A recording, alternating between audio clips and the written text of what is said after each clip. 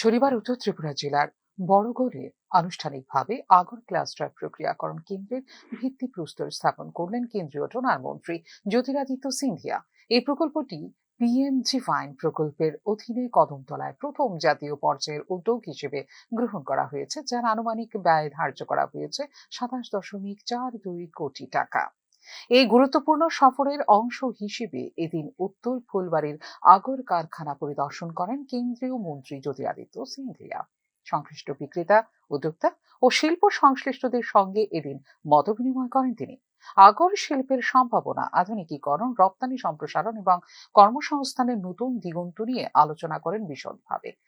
हमारे आगर के किसान जो पेड़ और पौधे में कीड़ा को डालकर उस आगर को जन्म देते हैं, वहां से परफ्यूम की बोतल तक पूरा value chain, processing, marketing, branding के 2 CPCs लगेंगे, सेंट्रल प्रोसेसिंग सेंटर्स, एक गोलाघाट घाट में असम में और दूसरा हमारे इसी क्षेत्र में। उसके साथ भी कई मुद्दे हम लोग ने उठाए हैं, जैसे कि ज्योग्राफिकल इंडिकेटर टैग दिया जाएगा, एक्सपोर्ट का कोटा हमने 6 गुना बढ़ा दिया है, चिप्स का कोटा 25,000 से 1.5 लाख किलो तक और ऑयल का कोटा 1500 किलो से 7,500 किलो तक। साइटस और बाकी परमिशंस को भी डिजिटली हम लोग इंटीग्रेट कर रहे हैं ताकि खेत का किसान और काश्तकार अपना प्रोडक्ट डायरेक्टली इंटरनेशनल मार्केट में बेच पाए। जो बीच के वैल्यू चेन में बिचौली हैं, उनको अलग करके संपूर्ण वैल्यू हमारे किसान को मिले, यही हमारी कोशिश है। प्रधानमंत्री जी की जो सोच है, local to global, vocal for local, 1 district 1 product, इन सभी का सबसे उत्कृष्ट उदाहरण हमारे फूलबरी में हम लोगों को मिलता है। প্রকল্পটি বাস্তবায়িত হলে সরাসরি উপকৃত হবেন 7,000-এরও বেশি নারী ও তরুণ উদ্যোক্তা। স্থানীয় কৃষক, যুবক ও স্বনির্ভর গোষ্ঠীর জন্য এই ক্লাস্টার কেন্দ্র কর্মসংস্থানের নতুন সুযোগ সৃষ্টি করবে এবং সংগঠিত ও আধুনিক কাঠামোর আওতায় নিয়ে আসবে আগর কাঠ শিল্পকে।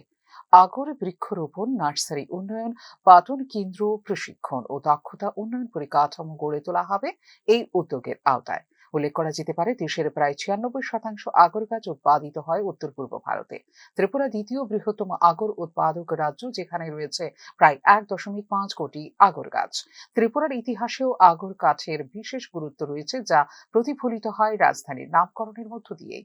এই ঐতিহ্যবাহী শিল্পকে আধুনিক বাণিজ্যিক রূপ দেওয়ার লক্ষ্যে ইতিমধ্যে কদমতলায় একটি আগর কাঠের বাজার নির্মাণের কাজ ইতিমধ্যেই রয়েছে শেষ পর্যায়ে।